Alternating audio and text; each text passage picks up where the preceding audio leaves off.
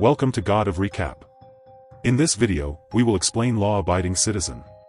This movie tells the story of a frustrated man who decides to take justice into his own hands after a plea bargain sets one of his family's killers free. He then started various assassinations to avenge the death of his family. Will he be able to do it, even when he is in prison? Let's find out in Law-Abiding Citizen. You will end this. I'm just getting warmed up. Law-Abiding Citizen tells about Clyde Alexander Shelton, an engineer who lives happily with his wife and daughter in Philadelphia. However, one night, their house was raided by two robbers, Clarence Darby and Rupert Ames.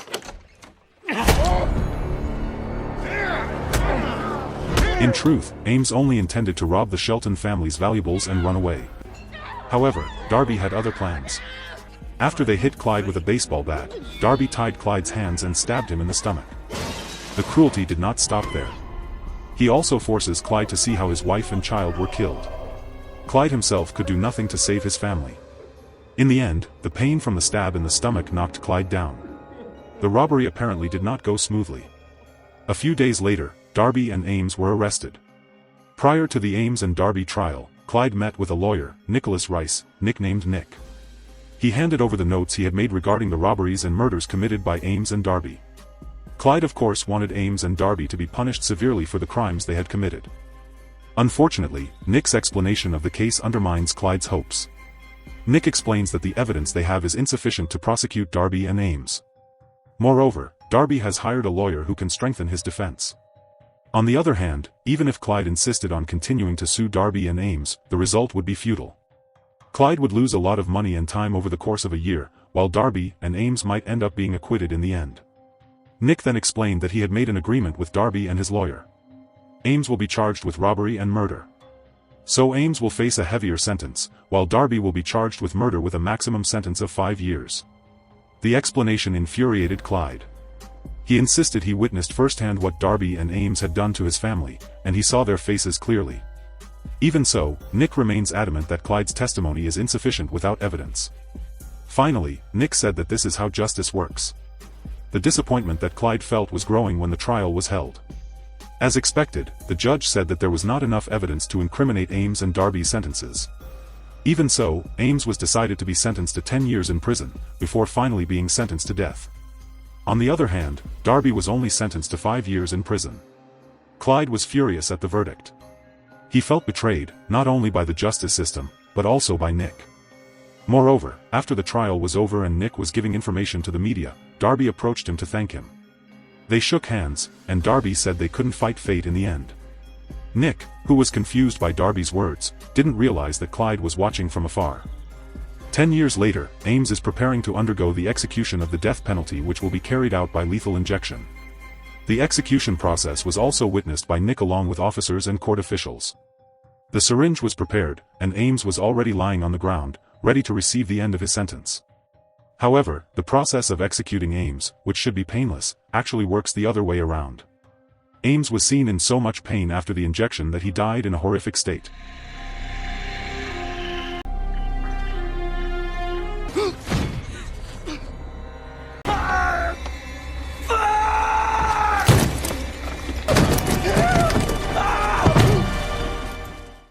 The events of Ames' execution were finally investigated. A vial of medicine was found and allegedly as evidence of murder at Ames' execution. The words, "Can't fight fate," on the bottle point to Darby. The police immediately went to Darby's house. On the other hand, Darby, who happened to be at home, got a call from an unknown person. The person said that the police were heading to his house. Darby was initially hesitant until the caller mentioned the illegal drugs he was taking and the presence of an underage woman in Darby's apartment. The mysterious caller even threatened Darby that he would be sentenced to life in prison. Darby had little choice but to follow the mysterious caller's words. The caller instructs Darby to take the police car, in which there is already a paralyzed officer. When Darby finds a police car, he threatens the officer with a gun to drive him to an empty warehouse. Upon arrival at the warehouse, the police officer reveals his identity as Clyde. Darby attempts to kill Clyde using the gun he took from the police car. Unbeknownst to him, the gun had a needle that had been smeared with tetrodotoxin. The poison made Darby unable to move, although he was still conscious and could feel pain. His condition was exactly the same as that of Clyde on the night of the robbery. Clyde then took Darby into the barn. He tied Darby to the table and started dismembering Darby's body parts one by one.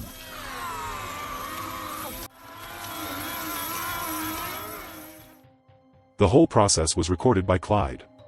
When the police found Darby's dismembered body, it was not difficult for them to link it to Clyde, especially since the warehouse where the crime occurred was owned by Clyde.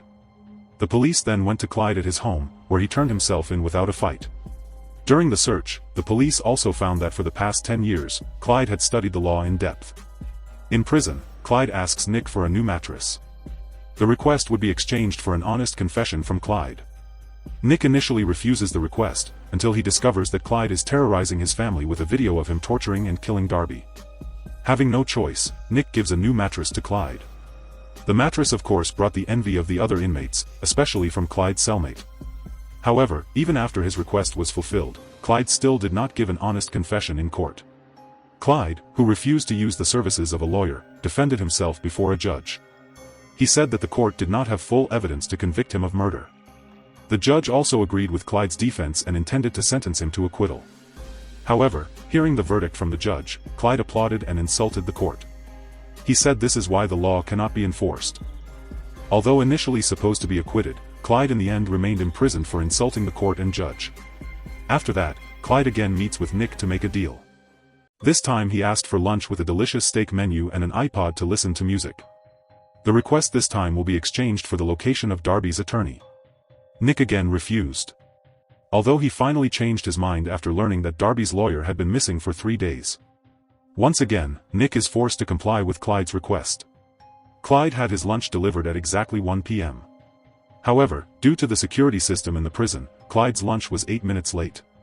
When his lunch finally arrived, Clyde told him the location where his lawyer Darby had been held hostage, which was apparently less than 15 minutes from the prison.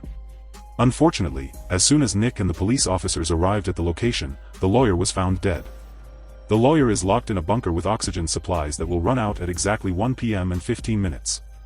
If Clyde's lunch hadn't been too late, the lawyer might still have been saved. On the other hand, Clyde was enjoying lunch sharing his steak with his cellmate. But surprisingly, after eating, Clyde kills his cellmate with the leftover steak bone.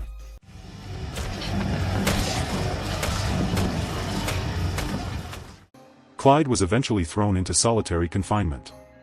District Attorney Jonas Cantrell and Nick, working on the case, believe that Clyde had a partner who helped him carry out the murder. They then conduct an investigation until they meet a former CIA agent. He explained that Clyde used to work for the CIA. In his explanation, he mentions that Clyde can kill anyone even though he is in prison. It's not even impossible if his presence in prison is now part of Clyde's plan. The former CIA agent advises Nick and Cantrell to kill Clyde to stop his actions. Sure enough, Clyde's action still hasn't stopped. Next, he blows up the cars used by Nick's assistant, killing all aboard. Stop him, that's how it's gonna turn out.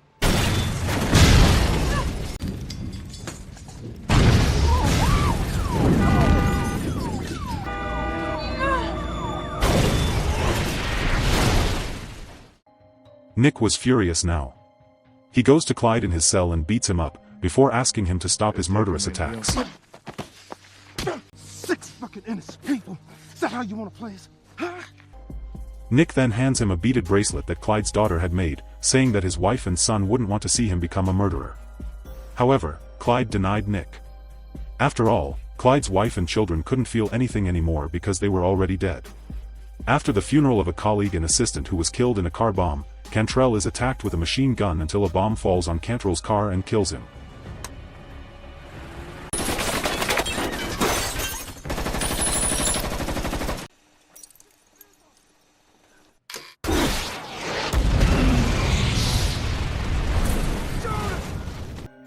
Things get so out of control that Nick finally prepares to back off.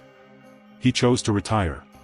However, before Nick could make that decision, news of Clyde's attack had already spread. The mayor finally chooses to increase security and appoints Nick as district attorney so he has full power to stop Clyde's actions.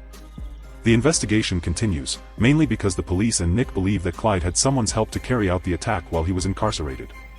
The investigation leads to a bomb in a briefcase that Clyde placed under the meeting room at the town hall, right where the mayor was going to have an impromptu meeting. Fortunately, the bomb was successfully defused.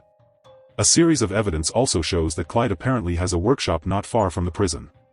Nick searches the workshop until he finds a tunnel that connects to a series of cell rooms, including the solitary cell Clyde is in. Clyde, who was at the workshop at the time, was shocked to witness the bomb in the town hall that didn't explode. He then returns to the cell through the tunnel, where he meets Nick. Nick said that this time he would no longer make deals with him. He also tried to get Clyde to change his view, but to no avail. Finally, he left the cell, just as the bomb case he had been moving under the bed exploded. Before being engulfed in flames, Clyde looked at the beaded bracelet his daughter had made.